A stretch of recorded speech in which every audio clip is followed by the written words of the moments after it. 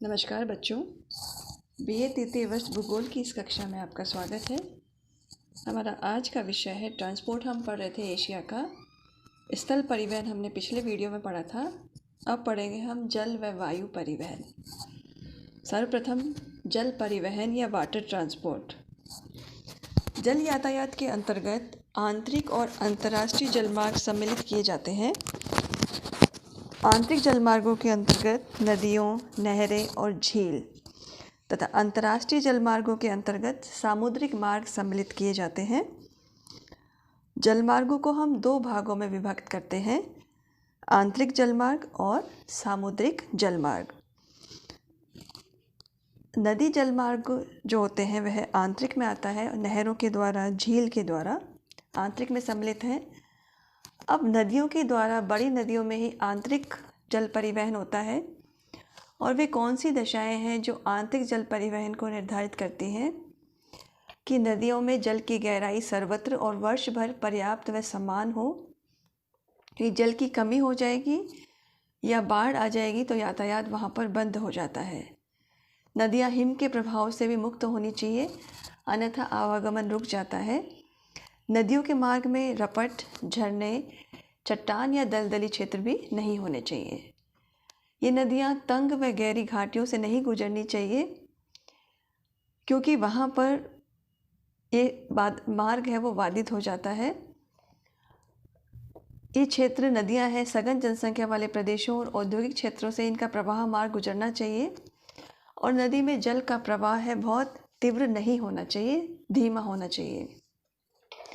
नदियों में अधिक मोड़ ना हो, मोड़ हो तो उन्हें काट कर सीधा करना पड़ता है। नदियों के पेटे में रेत आदि नहीं जमनी चाहिए, इससे जल की गहराई घट जाती है। एशिया के प्रमुख आंतरिक जलमार्ग हैं भारत, पाकिस्तान, इराक और चीन में। चीन में कुल मिलाकर लगभग 1,60,000 किलोमीटर लंबी नदियाँ और नहरें हैं। इन सब में मुख्य है यांगटी सिक्यांग नदी। इस नदी में नावों द्वारा इसके मुहाने से 3400 किलोमीटर भीतर चुंगकिंग तक यातायात होता है। बड़े बड़े जहाज नदी में शंघाई और नॉनजिंग में वर्ष भर चलते हैं और ग्रीष्म में जहाज वुहान तक चले जाते हैं। इस नदी में सबसे अधिक यातायात के पीछे कारण यह है कि ये नदी व नहरों द्वारा विकसित जल मार्ग व मार्ग में झील है, सघन आबाद और विकसित औद्योगिक प्रदेश हैं। रेल मार्ग व उत्तम सड़कों की इस क्षेत्र में कमी है।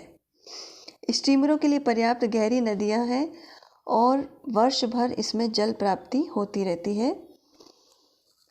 राइन नदी के बाद विश्व में एक यांगटी सिक्यांग नदी है जो सबसे व्यस्ततम नदी है। तो एशिया की व्यस्ततम नदी आपके जीके का प्रश्न हो गया या ऑब्जेक्टिव का प्रश्न हो गया, यांगटी सिक्यांग नदी। अधिकतर व्यापार छोटे स्टीमरों द्वारा होता है। इस नदी द्वारा नीचे की ओर चाय, तुंग का तेल, रेशम, कोयला, अनाज आदि ढोया जाता है और ऊपर की ओर केरोसिन व सूती वस्त्र का परिवहन होता है। दक्षिणी चीन में सिक्यांग नदी आंतरिक जल परिवहन का मार्ग है इसमें, और यहाँ के मुख्य बंदरगाह क्वांगझाऊ और हांगकांग हैं। उत्तरी चीन में हांगहो नदी व्यापारिक दृष्टि से उपयुक्त नहीं है क्योंकि ये बहुत तेज और छिछली है, लेकिन जब ये वीहो से मिलती है इसके उपरांत 210 किलोमीटर तक इसमें आंतरिक परिवहन होता है। उत्तरी मंचूरिया में हार्बिन तक आमूर और सुंगारी नदी नाव चलाने योग्य है और दक्षिणी मंचूरिया में लाओ नदी में न्यूवांग और मुकडेन के बीच जहाज चलाए जाते हैं।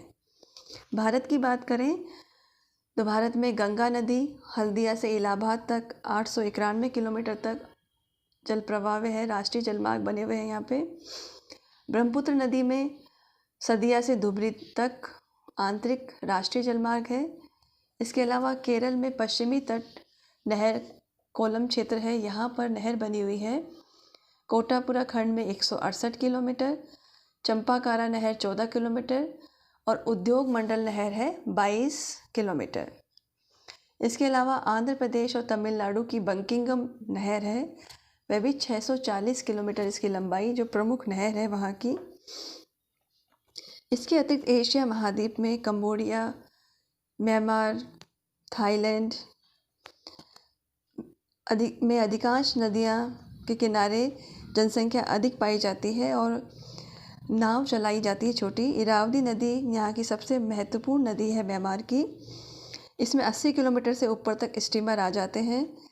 छोटी नावें तो ऊपरी भागों तक भी चलाई जाती हैं। इससे चावल, मिट्टी का तेल, लकड़ियाँ, टिन, सीसा आदि का परिवहन होता है, निर्यात कर दिए जाते हैं। इराक की दजला व फरात नदियाँ छोटे स्टीमर व नावों के लिए बसरा से बगदाद तक नाव्य है। चीन व भारत में नहर परिवहन की दृष्टि से महत्वपूर्ण राष्ट्र है, जहाँ नहर जलमार्ग बने हुए हैं। भारत के उत्तरी मैदान में अनेक नावें नहरों में चलती हैं।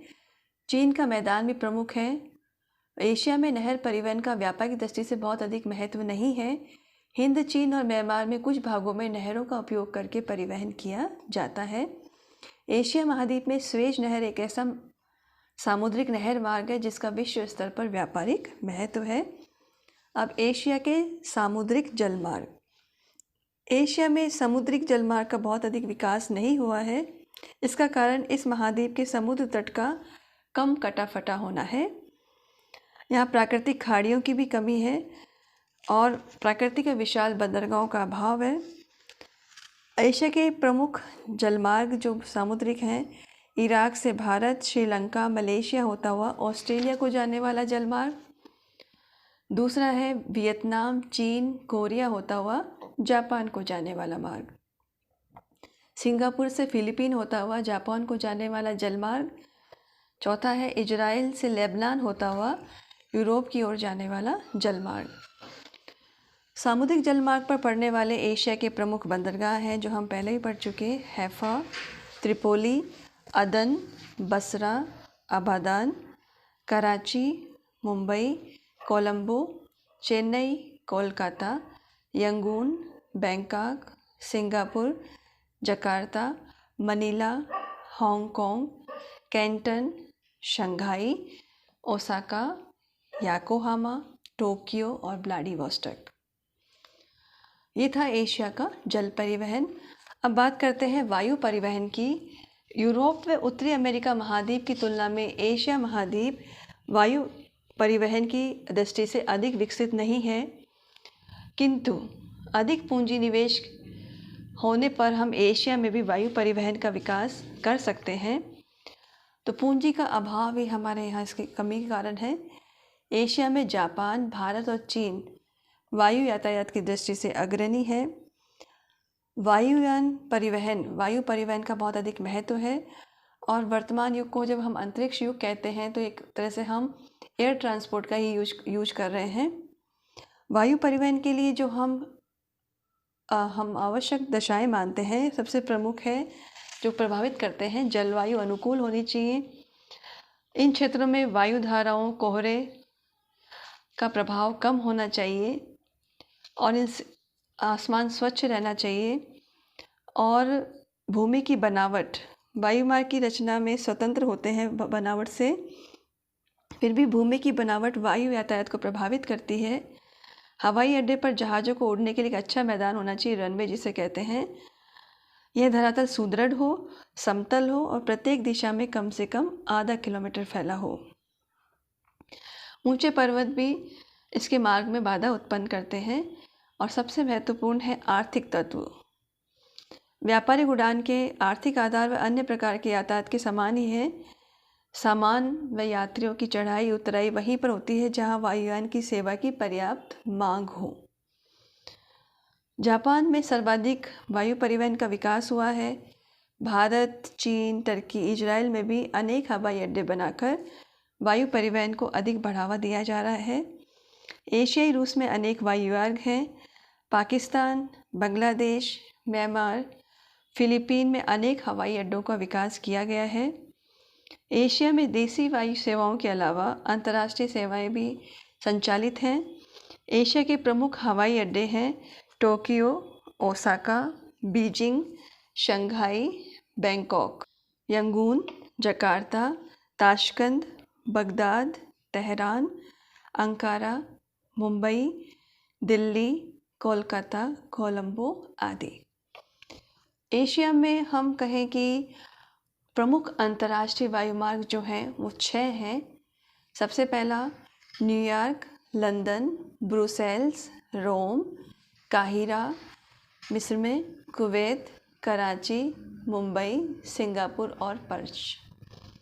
दूसरा है न्यूयॉर्क से लंदन, पेरिस, रोम, काहिरा, यहाँ तक सेम मार्ग है।